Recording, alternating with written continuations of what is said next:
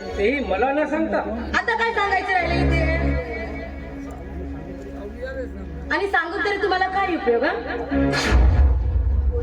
हा आजपर्यंत मी सांगितली एवढं एक तरी सुद्धा ऐकलं तुम्ही माझं?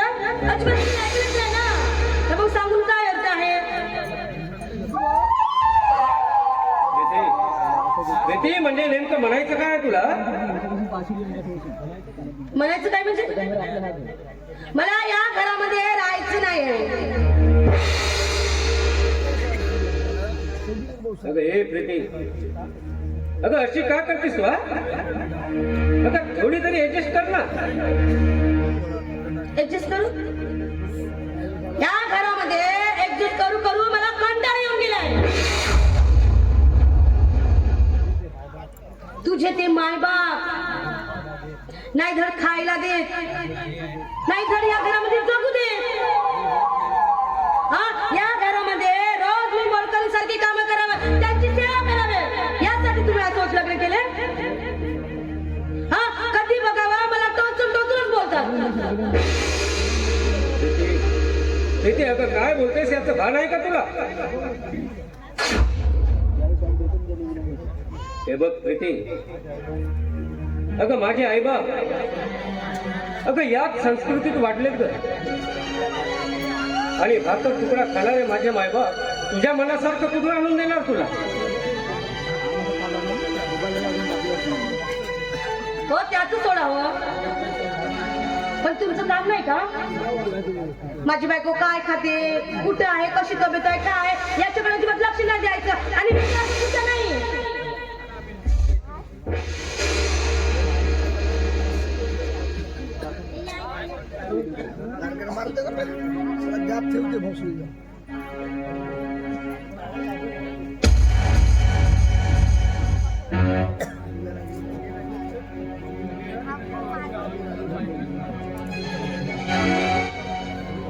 पंकज, अरे काय झालं? अरे कशाला भांडता?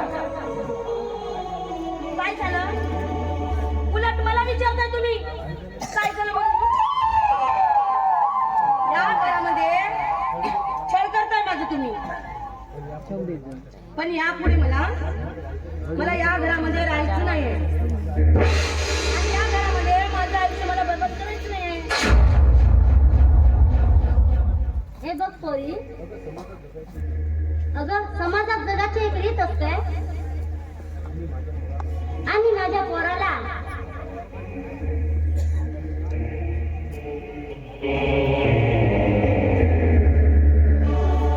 त्रास देतोस तू. काय म्हणालीस तू? काय म्हणालीस मी त्रास देते? अरे पंकज, अरे तुला काही वाटत नाही का?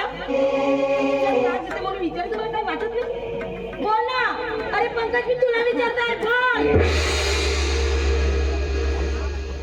आई बाबा,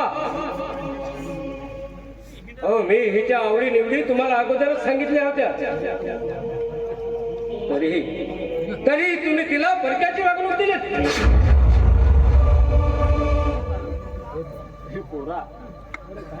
अरे काय बोलतोस तू हे?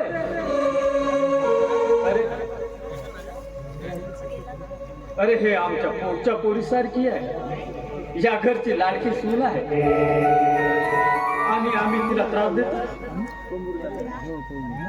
अरे या तुझ्या बापाने काबाड कष्ट करून तुला शिक्षण दिलं रे. उपासमार सहन करून तुझ्या शिक्षणासाठी पैसा पुरवलं,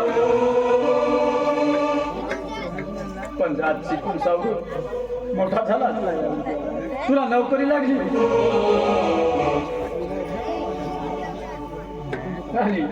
आणि आम्हाला न सांगता लग्न करून मोकळा झाला.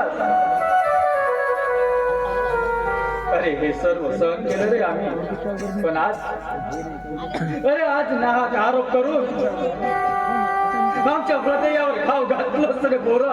आमच्या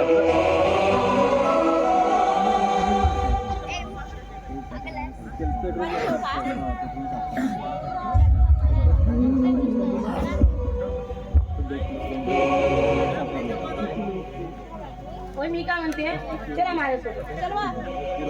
यांची रडगाणं ऐकत बसायला आपल्याला वेळ नाही आहे. नाही नाही सुनबाई, हे घर सोडून जाऊ नकोस ग.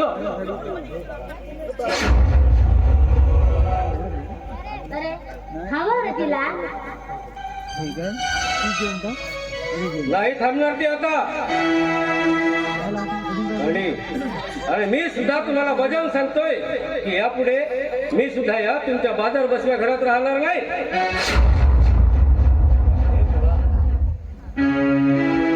पोरा, असं बोलू नकोस रे. अरे यापुढे आम्ही तुम्हाला काहीच बोलणार नाही रे. जसं वाटेल तसंच वागा रे. अगं माया, अगं यापुढे तू पण सुनबाईला काही बोलू नकोस ग. आम्ही राहू ग असंच एका कोपऱ्यात पडून. हे बघ पोरा, आम्ही राहू रे तुमच्या मर्जीप्रमाणे, पण तुम्ही हे घर सोडून जाऊ नका. हे तुमचं आहे ना, मला काही ऐकायचं नाहीये. पंकज चल जाऊ, चल ना. चल म्हणते ना, चल.